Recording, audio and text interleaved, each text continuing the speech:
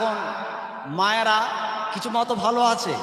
এখন সেই মা করলেন কিনা, নিয়ত করলেন যে আমি 3 জুম্মা ইমাম সাহেবকে খাওয়াবো, আল্লাহ আমাকে একটা বাচ্চা দেবে। 3 জুম্মা ইমাম সাহেবকে খাওয়ালো, বাচ্চা হলো না। এবারে বড় আলেমদেরকে দাওয়াত করে খাওয়ালেন যে আল্লাহ আমার একটা বাচ্চা দেবে, বাচ্চা হলো না। আমি সংক্ষেপে বলছি। এবারে রাগ হচ্ছে মনে মনে, ইমাম সাহেব মনে হয় ভালো নয়, হুজুররাও মনে হয় ভালো নয়, সব গন্ডগোলে আছে, এই জন্য কাজ হচ্ছে না। ও রাগে পড়ে বলছে যদি আমার একটা বাচ্চা হয় আমি শয়তানকে খাওয়াবো। সর্বনাশ করেছে। শয়তান খুঁজে পাবে কোথায়? শয়তান খুঁজে পাওয়া যাবে? আবার বলে যদি আমার একটা বাচ্চা দেয় আল্লাহ, তাহলে কি করব? শয়তানকে খাওয়াবো। এখন আল্লাহর কুদরত, ওই মান্নত ফান্নত নয়, আল্লাহর ওই পুজোর হুকুম ছিল, আল্লাহ তাকে একটা বাচ্চা দিয়েছে। এখন ও ভাবছে আমি এই মান্নত করেছিলাম শয়তান খাওয়াবো, এখন শয়তান পাবো কোথায়? শয়তান পাবো কোথায়? এখন ইমাম সাহেবের কাছে গিয়ে ফতোয়া লেগেছে, ইমাম সাহেব এই কারবার, আপনাকে খাইয়েছি বাচ্চা হয়নি, হুজুর খাইয়েছি বাচ্চা হয়নি, এবারে শয়তানকে খাওয়া বলেছি আর বাচ্চা হয়েছে, এখন মান্নত কি হবে? বলে মা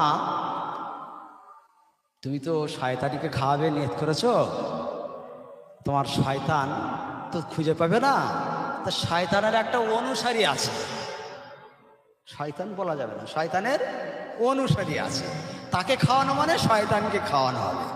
ইমাম সাহেব ফতোয়া দিলে কি শয়তান কি অনুসারী কোনটা? বলছে তুমি প্রত্যেক দিন শুক্রবারে এই মসজিদের পাশে এসে লুকিয়ে থাকবে 3 জুম্মা, দেখবে কে লাস্টে ঢোকে আর ফার্স্টে বার হয়, কে লাস্টে ঢোকে আর ফার্স্টে বার হয়। এখন ওই মহিলা মসজিদের পাশে লুকিয়ে আছে, দেখছে একজন মানুষ লাস্টে ঢুকলো আবার ফার্স্টে বার হয়ে আসলো, চিনে নিল। আবার পরের জুম্মায় আছে, আবার দেখছে সেই একই লোক, আবার পরের জুম্মায় গেছে, আবার দেখছে সেই একই লোক। এখন স্বামীকে বলছে ও গো শোনো না গো। বলে কি হয়েছে? বলে আমি তো শয়তান খাওয়া বলেছিলাম, সে হুজুর তো বললে এরকম এরকম ব্যাপার, তো শয়তান তো খুঁজে তোমার বড় ভাইরই পেয়েছে, তোমার বড় ভাই, তোমার বড় ভাই ওই যায় একদম লাস্টে যায় আর ফার্স্টে বার হয়। এখন বলেছে শয়তানের অনুসারী, সে তার নমুনা হলো জুম্মায় লাস্টে ঢোকে ফার্স্টে বার হয়। তা আমি তোমার বড় ভাই, ভাসুর বলে কথা, শোনো না গো ভাসুর বলে কথা, কি করে শয়তান খাওয়াই বলো তো? এখন বলে চ আবার হুজুরের কাছে যাই, চ আবার হুজুরের কাছে গেছে, আবার হুজুরের কাছে গেছে, হুজুর এই তো ব্যাপার।